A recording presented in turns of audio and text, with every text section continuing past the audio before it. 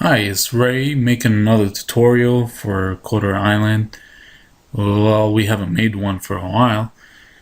So today's subject is pretty simple. It's just going to help anyone starting to do any PHP programming and trying to use MySQL databases. Basically, I'm just going to show you how to run PHP on your local machine. To do that, because PHP is not an HTML file where you can go double click and it's going to open up in your browser. It doesn't really work that way. Let me just say that PHP is executed on the server side. So whenever you go open up a PHP website, for instance, Facebook is ran on a PHP framework, it's going to execute that file on the server side and echo back to you the HTML return. Probably for somebody who's trying to start up right now with PHP, this sounds a little bit like Chinese, but you got two types of codes. One that executes on your local machine, like JavaScript or HTML, and another one that executes on the server side, which is a more secure code you don't want nobody to see, which is like PHP, ASP.NET, server side languages. There's a lot of them out there, but this is to name a few famous ones. So like I said, basically to run a PHP on your local computer, you're gonna have to emulate the server. So you're gonna try to make your server the machine that you are using locally. To do that, you need something that can emulate that server. Something that can emulate the server is WAMP server.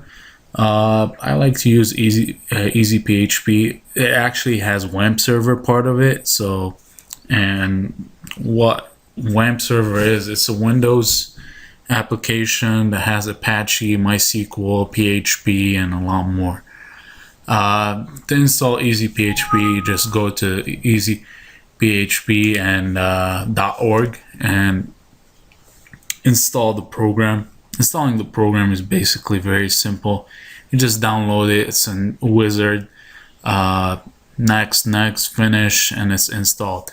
To run, after you run Easy PHP, let's say from your start menu right here, and you get a program like this one. It's going to show the Apache server and the MySQL server started, in case you want to restart them or stop them, or in case they get stuck or something. You can do that from this window by double clicking on the tray icon. If you want a little bit more functionality, more configuration and log files, you just right click on the tray icon. Now, I have a PHP file. It's called test.php. If you don't know, you can use basic just Notepad to edit a PHP file. You don't really need anything sophisticated. You can install Dreamweaver on your computer if you like. That will help you with autocomplete if you're trying to learn the language and stuff. I'm just going to use Notepad today. I have a small piece of code that echoes PHP info. It just tells you what is installed and what functions are active right now in PHP. If I open this up in the web browser, it's not going to do anything unless I have, like I said, this emulator server running on my machine. To access that file, I would have to copy it and move it to the root folder inside Easy PHP, which is www. And then I can create my own folder and name it test, and then put the test.php inside that folder.